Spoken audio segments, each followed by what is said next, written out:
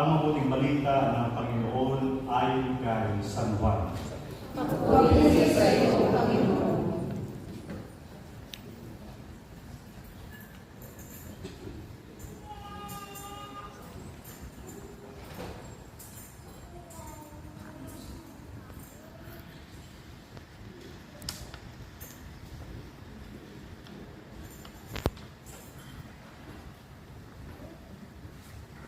Noong panahong iyon, sinabi ni Jesus sa kanyang mga alagad, "Marami pa akong sasabihin sa inyo, ngunit hindi pa ninyo kayang unawain ngayon.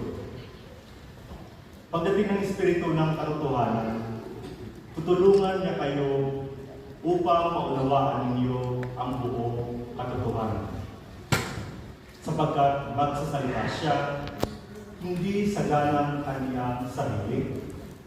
Sasabihin niya sa inyo ang kaniyang narinig at ipapahayag ang mga bagay na darating. Pararangalan niya kayo sapagkat sa akin magmumula ang ipapahayag niya sa inyo. Ang lahat ng sa Ama ay sa akin, kaya ko sinabing sa akin magmumula ang ipapahayag niya sa inyo." Ang mabuting balita ng Panginoon.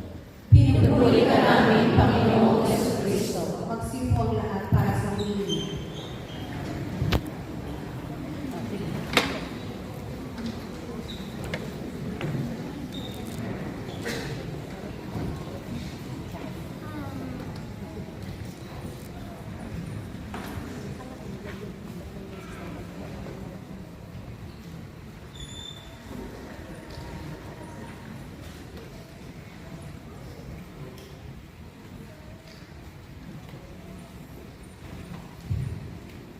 Maligayang ika-127 araw ng kalayaan sa lahat.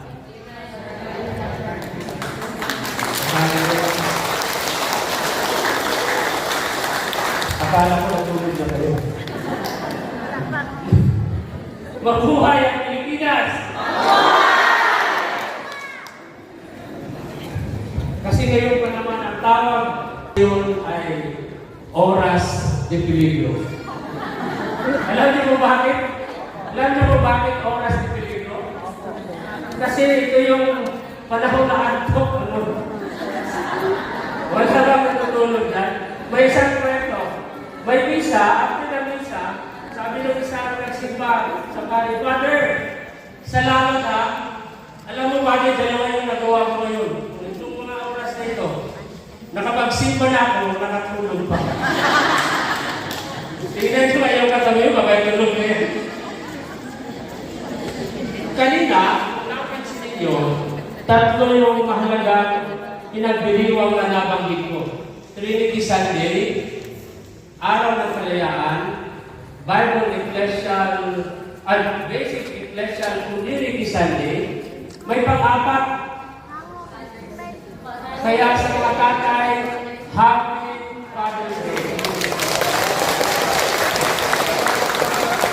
Father's Day. Kaya nga eh. Father's Day. Alam niyo, mayroon na po isi-share sa inyo. Nagtaka ako nandito na sa Korea. Kasi gaya ako sa Mindoro, sa mga mangyan, sa mga katutubo. Doon naman, hindi nangyari ito eh. Dito sa Korea, mabilis tumami ang puting buhok. Bakit kaya? Ha? Stress. Kaya sabi ko, laging yan, inumpisahan ko sa tanong ngayon. Brothers and sisters, ang napakalagang pagdiriwang natin ngayon ay dakilang kapistahan ng tatlong persona sa isang Diyos. Bagamat tatlong persona, ngunit isang Diyos. Napakahalaga. Sabi nga kanina ni Cardinal Tabi sa kanyang refleksyon, madalas kung marami ang nagsasabi na napakahirap Dahil ito ay isang misteryo na hindi nauunawaan ng karaniwang tao. Kaya sabi niya, ang misteryo talaga ay napakahirap unawain. Ngunit, kung iisipin natin at ihingin natin ang grasya, ang biyaya ng Diyos, napakagandang pagnilaya natin ang napakagandang misteryo. Sabi niya, sa pagdiriwang na ito, ang banal na Santatlo, the Trinity, transformed love. Sa ating mga pagbasa, sa unang pagbasa ating narinig natin sa unang pagbasa, yung karunungan. Ito ang sinasabi ng karunungan ng Diyos. Dito, karunungan is not just a characteristic. Hindi lang siya katangian. Ang karunungan dito, wisdom, is a person. Kung ating napakinggan ng maayos, napakagandang pagsilayan ng ating unang pagbasa, dito natin narinig na yung karunungan kasama na ng Diyos sa umpisa. In fact, sa Gospel of John, in the beginning was the Word, and the Word was with God. Wisdom, karunungan, ay ang missionary of the Divine Word, Society of the Divine Word. Yung pagkakaroon kami ng fiesta, every January 15, fiesta ng aming founder at September 8, yung Foundation Day, ang lagi namin binabasa, John 1, chapter 1, verses 1 to 18. Dito natin narinig kung paano ang Diyos, anak, kasama na ng Diyos, Ama, sa umpisa pa lang. Sa ating pangalawang pagbasa, dito natin narinig kung paano yung role ng Espiritu Santo. In fact, napakagandang sinabi yung tungkol sa banal na Espiritu. Sabi nga, hindi tayo nabibigo sa ating pag-asa sapagkat ang pag-ibig ng Diyos ay ibinuo sa ating mga puso sa pamamagitan ng Espiritu Santo na ipinagkaloob sa atin. Last Sunday ay Pentecost. May 7 regalo, gifts of the Holy Spirit. Sa Tronan Mercy Communities, naghanda kami ng mga 7 cards na kukuha kayo pag nag-alay, hindi ko pagbilhin yung card. Sabi ko, walang bayad yan para lang hindi kayo pabalik-balik. Sabi ko, kung ano yung makuha ninyo pag nilayan, and one of the gifts of the Holy Spirit ay wisdom. Pero sabi ko nga, katangian nyo dito sa ating unang pagbasa, ating narinig that it's the person ng Diyos. Ang misyon ni Jesus at ang pagbaba ng Espiritu Santo, mas naging kumpleto ang doktrina ng Santatlo. Dahil dito, mas naipakita ng Diyos. Isang Diyos, ngunit sa 3 persona, ang pagiging Diyos. Kung ating matandaan sa Bagong Tipan, laging sinasabi ni Jesus yung tungkol sa pag-ibig, pagpapatawad, kaharian ng Diyos. Na kung saan sa Lumang Tipan, naririnig natin yung alive and ayat tooth. Kaya nga nakakalungkot na minsan, may mga tao na mas ginagamit yung sa Lumang Tipan, nakakalimutan yung sinabi ni Jesus tungkol sa pagmamahal at pagpapatawad.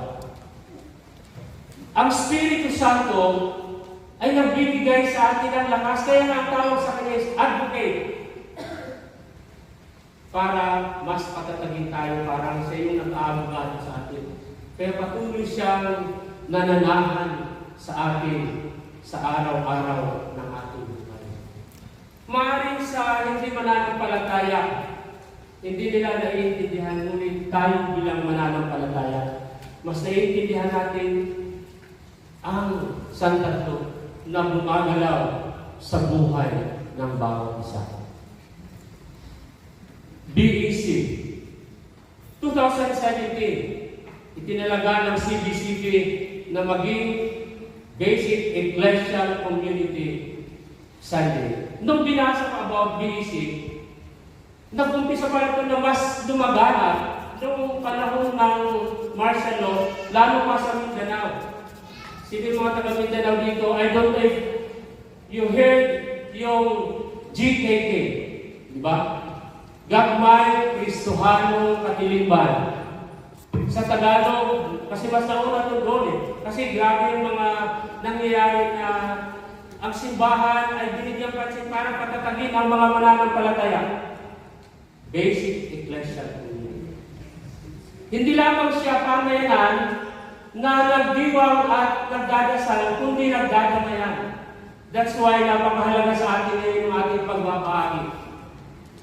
At speaking of BEC, Basic Ecclesial Community, sabi ng isang woman theologian na nangalang Elizabeth Johnson, Trinity is the perfect community. Yun lang yung perfect community. Tayo, kayong lahat, ilan tayo? 6 na communities ng Son Moise, 2 communities ng Daejeon at yung Nunsan at Padel. Then, other communities, Changwon, Kyongjupuhan, lahat tayo may mga tension na nangyari. Pero sana hindi yung rason na hindi magkakaroon ng pag-ayos at pag-usap. Brothers and sisters, sa mga community, hindi maiwasan ang tension, but Trinity reminds us na ang mga hindi magandang nangyari mas pinag-uusapan. Bagamat walang tension ang Trinity, for us, it's for us, so that we'll show to our brothers and sisters what is true love. As Cardinal Tagle said, Trinity transforms love.